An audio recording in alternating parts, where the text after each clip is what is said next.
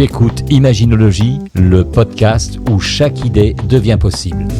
Ici, on réapprend à imaginer, à rêver grand et surtout à voir le monde autrement. Parce que tout ce que tu peux imaginer, tu peux le créer.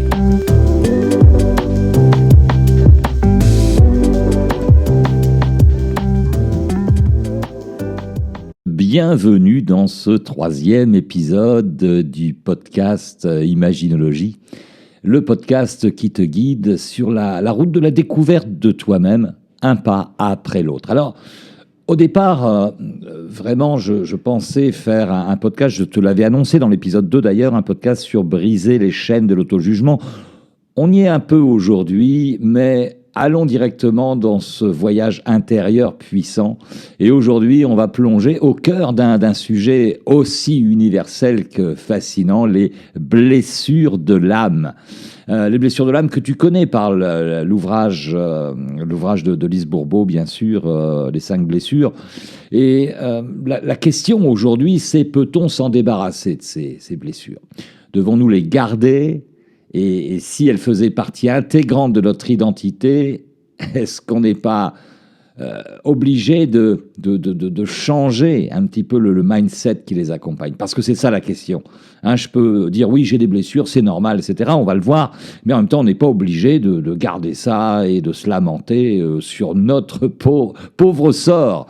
Alors, je suis Lou Ken, créateur de l'Imaginologie, et ensemble, on va explorer à travers ce podcast à travers une grille de lecture qu'offre l'imaginologie. Alors prépare-toi à un voyage intérieur où les symboles, les métaphores, les archétypes vont t'aider à regarder tes blessures autrement et prendre de la distance et qui sait, à t'en libérer pour avancer un peu plus vers la paix intérieure, on va dire, parce que c'est peut-être ça qu'il faut faire aujourd'hui, c'est être en paix avec soi-même pour, bien sûr, s'aimer davantage. Alors, ces blessures de l'âme, c'est quoi ?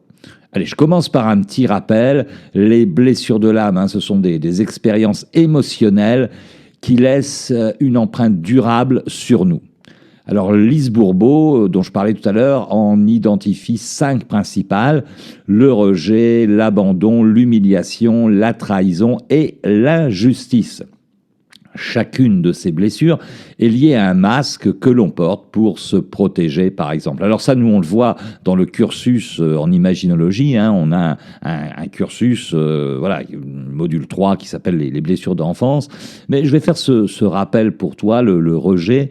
La blessure, c'est la peur d'être rejeté, de ne pas être accepté pour ce que l'on est, pour qui on est. Donc, effectivement, l'amour de soi, ça commence mal avec cette blessure de rejet. Alors, on porte un masque pour pas la montrer, pour être moins vulnérable. On porte toutes et tous des masques dans nos sociétés. Et effectivement, on a l'impression que ça nous protège. Moi, quand j'avais travaillé avec mon ami chaman Roger Tchakwan, il m'avait dit, tu sais, je vais retirer les masques, mais t'inquiète pas, quand tu repartiras, je te les remettrai parce que tu ne peux pas vivre dans ta société sans masque. C'est bien dommage, mais c'est comme ça. Alors, le masque de la peur du rejet, c'est le masque du fuyant. La personne qui met ce masque adopte un comportement d'évitement, elle cherche à disparaître ou à se faire toute petite pour ne pas attirer l'attention. Bien.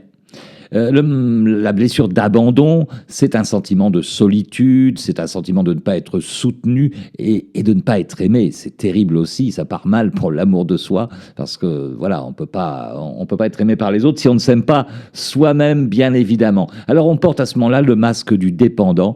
La personne recherche constamment l'attention, l'approbation des autres pour se sentir en sécurité. On va toujours chercher, à être approuvé, à être aimé par les autres, et on va développer des trésors d'imagination pour faire ça et garder ce masque.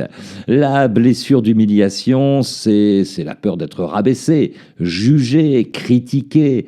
Et c'est souvent lié à une honte profonde qui s'ancre bien sûr dans l'enfance. On a pu vivre des choses qui nous ont humiliés. Le simple pipi au lit qui a été dévoilé à la famille ou aux amis, par exemple, peut gérer vraiment une blessure d'humiliation.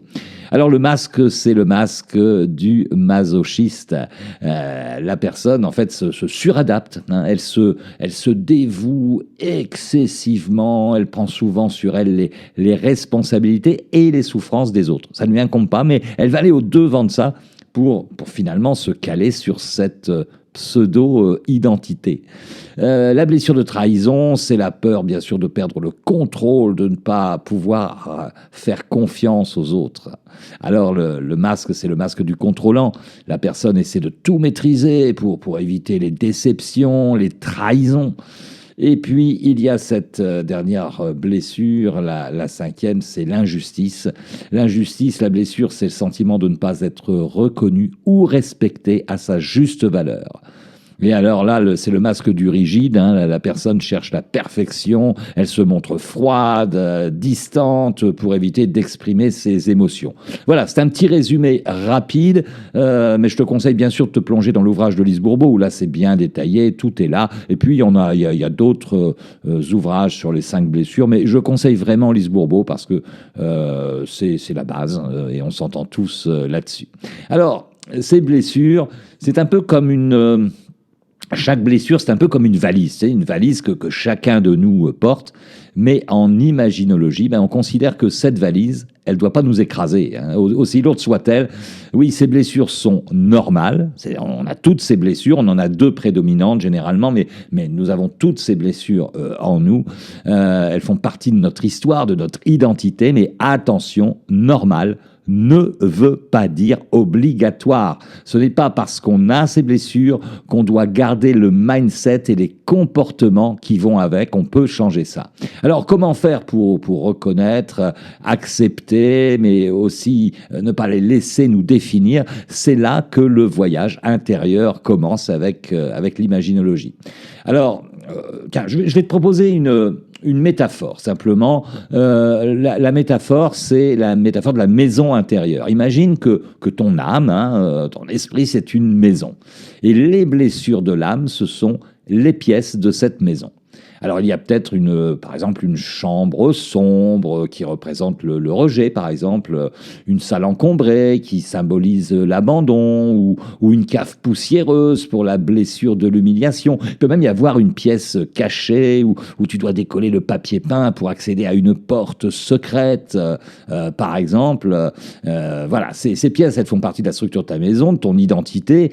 Tu ne peux pas simplement les démolir, ça serait trop simple, mais tu peux décider de ce que tu veux en faire. Tu peux réaménager cette maison intérieure. Alors, est-ce que tu laisses ces pièces dans le chaos, sans jamais les visiter, les oublier, faire semblant finalement? Ou est-ce que tu ouvres les fenêtres? Est-ce que tu fais un peu de ménage? Est-ce que tu éclaires ces pièces avec une nouvelle perspective? Tu peux mettre ce que tu veux avec ton imagination. Et l'imaginologie te propose d'adopter une position méta. C'est quoi une position méta? C'est de prendre finalement la vision de l'aigle, tu sais, de monter, non pas au premier étage, mais de monter encore plus haut, de faire une coupe de ta maison et de voir toutes ces pièces sans jugement. Hein, tu n'es pas ces blessures-là, tu es celle ou celui qui regarde. Alors, tu comprends et tu choisis ce que tu veux en faire. C'est comme si tu regardais vraiment ces pièces d'en haut, et c'est comme si tu te regardais même toi en position méta. C'est toi qui agis. Tu n'es pas obligé d'agir directement. On verra dans d'autres choses en imaginologie qu'on peut le faire, mais là, tu peux te regarder une représentation de toi-même comme un sosie qui rentre dans la pièce et puis qui va agir pour redéfinir un petit peu ces pièces-là. Tu sais, on entend souvent cette phrase « personne n'est parfait ». C'est vrai, c'est vrai que personne n'est parfait. Le monde est parfait, mais peut-être que l'être humain, dans sa perfection, est imparfait. Voilà, c'est juste ça. Peut-être que pour être parfait, il faut être imparfait. En tout cas, c'est peut-être mon avis. Bon, après, on ne va pas se lamenter, tout ça. Là. Personne n'est parfait. Moi, je parle plus d'excellence. Mais en visant justement la perfection, on peut atteindre quelque chose de beaucoup, beaucoup plus puissant. C'est l'excellence. L'excellence, c'est pas être parfait. Mais l'excellence, c'est vivre en harmonie avec soi-même, en pleine conscience de ses forces et de ses failles. C'est ça l'excellence. Et je revendique réellement en imaginologie que l'être humain est programmé pour l'excellence. Voilà. Alors, quand tu acceptes que tes blessures fassent partie de ton histoire, tu peux arrêter de te battre contre ces blessures, arrêter de te battre contre des moulins. Enfin, tu sais, elles sont là. Hein, tu peux les regarder avec bienveillance, un peu comme les chapitres d'un livre qui t'ont construit. Ces chapitres, au fur et à mesure, construisent le livre de ta vie. Mais ce qui est encore plus intéressant, c'est que tu peux décider de ne plus rester enfermé dans ces chapitres. Hein, ce livre, tu l'ouvres et puis tu peux modifier un peu ces chapitres, réécrire émotionnellement finalement les histoires. Tiens, par exemple, si tu sais que tu as une blessure d'abandon, tu peux te poser la question, est-ce que je vais continuer à porter ce masque du dépendant qui cherche l'approbation à tout prix, ou est-ce que je choisis de devenir une personne qui s'appuie sur ses propres ressources? Alors, c'est pas simple, mais c'est possible. Et c'est là que l'imaginologie entre en jeu pour t'aider à transformer ces blessures. En imaginologie, bien sûr, on utilise les symboles, les métaphores pour te permettre de voir tes blessures différemment. Plutôt que de dire je suis rejeté, je suis trahi, gna gna gna gna gna, hein, ce qui te met dans une position de victime finalement. Eh bien, en imaginologie, on t'invite à adopter cette position méta, un point de vue beaucoup plus élevé, cette vision de l'aigle si chère aux Amérindiens. Alors imagine que finalement, tu as cette vision de l'aigle, et que tu regardes, tu enlèves le toit finalement, hein, et puis et tu regardes en fait ces pièces dans ta maison. Alors tiens, on va prendre une pièce, tu regardes cette pièce sombre qui symbolise ta blessure de rejet, mais plutôt que de rester coincé dedans à te lamenter, recroqueviller sur toi-même, tu la vois d'en haut et tu remarques qu'elle est là. Elle a une forme, cette pièce, mais tu n'y es plus enfermé. Tu peux même te demander, tiens, à quoi cette pièce pourrait-elle servir? Peut-être qu'elle pourrait devenir un lieu de réflexion, une source d'inspiration pour toi. En imaginologie, chaque blessure peut devenir une force. Par exemple, la blessure de trahison peut t'apprendre à devenir un peu plus vigilant, un peu plus vigilante, et à établir des relations plus authentiques. Pas obligé de faire semblant. Tu assumes qui tu es, ce que tu fais, etc. Tu te montres tel que tu es, sans masque. La blessure d'injustice peut, par exemple, nourrir ta capacité à défendre des causes qui te tiennent à cœur. La clé, c'est de transformer le négatif en positif en utilisant la symbolique et en adoptant une vision plus large de toi-même. Allez, tiens, si on faisait un petit exercice pratique, c'est OK ça? Alors, je te propose maintenant voilà, cet exercice pour explorer cette fameuse position méta. Tu n'as besoin de que quelques minutes et puis d'un endroit calme. Donc, tu peux mettre sur pause ce podcast, poser dans une pièce où tu ne seras pas dérangé, tranquillement. C'est l'exercice pour toi. C'est un travail personnel en imaginologie. Alors déjà, l'étape numéro 1, bien sûr, c'est d'identifier ta blessure. Hein. Je t'ai donné en début de podcast un petit peu à quoi ça correspondait. Puis si tu n'es pas sûr de toi, tu peux faire, il y a des petits tests sur Internet, etc. Va chercher ta blessure principale. Tu en as deux principales, mais on va en prendre une, hein, simplement. Puis après, tu pourras faire cet exercice autant de fois que tu le veux, bien évidemment. Alors, choisis cette blessure qui te parle, situation où tu as ressenti du rejet, de l'abandon, de l'injustice. Enfin, note ce qui te vient en tête sans te juger. Hein, c'est juste tranquille, hein, tranquille. Il n'y a pas mort d'homme. Ça fait partie de nous, donc c'est OK. Alors, maintenant, imagine ta maison intérieure. Alors, tu fermes les yeux et puis tu imagines que cette blessure, c'est une pièce de ta maison intérieure. À quoi ressemble cette pièce? Voilà, est-ce qu'elle est carrée, triangulaire, ronde, voilà, est-ce qu'il y a des fenêtres, pas de fenêtres, le sol, comment il est, est-ce qu'elle est sombre cette pièce, est-ce qu'elle est encombrée, est-ce qu'elle est vide? Imagine-la maintenant, voilà, simplement, fais le tour de cette pièce. Maintenant, imagine que tu montes vraiment cette vision de l'aigle, là, tout en haut dans le ciel comme ça, puis tu regardes cette pièce d'en haut. Comme un observateur. Ressens la distance. Voilà, c'est plus toi. C'est une partie de ton histoire et tu peux choisir ce que tu veux en faire. Voilà.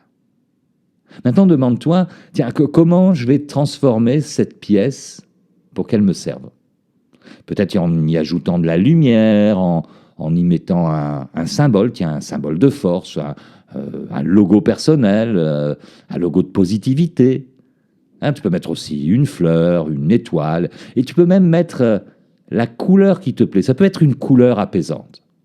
Ben, tu vois, ce simple exercice, il te permet de prendre du recul, de commencer à voir tes blessures comme des éléments de ton identité, mais pas comme des prisons. Tu peux réorganiser ta maison intérieure comme bon te semble. Alors, comme je le disais tout à l'heure, tu as deux choix. Ou tu peux regarder ça vraiment en te regardant faire, mais tu peux aussi, pourquoi pas, quitter ta position méta et puis réaménager réellement pour après reprendre une position méta et regarder le résultat vu d'en haut. C'est-à-dire une vue globale. Les deux sont valables. Voilà. L'avantage de prendre cette hauteur, comme je le disais tout à l'heure, et de te voir agir, c'est qu'émotionnellement, tu n'es pas très impliqué. Donc du coup, c'est plus simple. Mais rien ne t'empêche, si tu as le courage de dire ouais, « moi je fais du ménage et j'y vais », etc. Tu peux faire les gestes, etc. En imagination, tout est possible. Hein, de toute façon, tu es à l'abri. C'est de l'imagination, simplement. Bien. Alors, effectivement, une fois que tu as fait cet exercice en réorganisant cette maison comme bon te semble, tu peux prendre les 5 blessures, tout va bien. Tu peux le faire en plusieurs étapes, voilà. Il faut savoir que personne n'échappe aux blessures de l'âme, mais ce qui nous différencie, c'est ce qu'on en fait. Tu n'as pas à vivre dans l'ombre de tes blessures. On n'est pas obligé de garder les ombres, là, c'est bon. Hein. Nous, en imaginologie, on met plutôt la lumière du soleil. Je te ferai vivre d'autres choses en imaginologie. Tu peux les transformer, les transcender et même en tirer des forces insoupçonnées. Alors, souviens-toi, hein, viser la perfection n'est pas une finalité, c'est un chemin. Et sur ce chemin, tu peux atteindre l'excellence, une vie où tu es en paix avec toi-même, avec tes imperfections et avec les autres. Voilà. Ben écoute, merci d'avoir été là pour cet épisode d'Imaginologie, le numéro 3.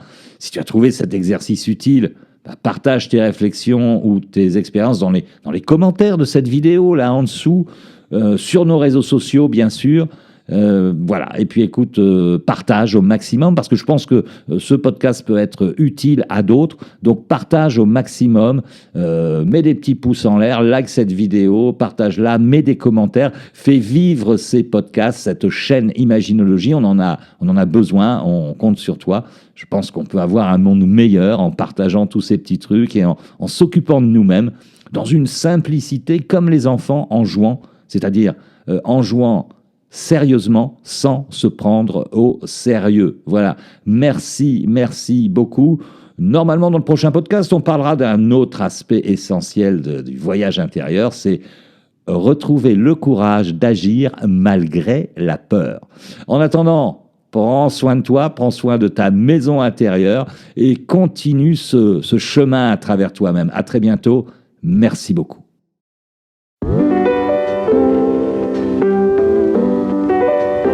Merci d'avoir écouté Imaginologie. Rappelle-toi, tout commence par une idée, un rêve, une vision. Ce que tu imagines aujourd'hui peut devenir ta réalité de demain. Alors, continue d'imaginer, de créer et de croire en l'infini des possibilités. À très vite.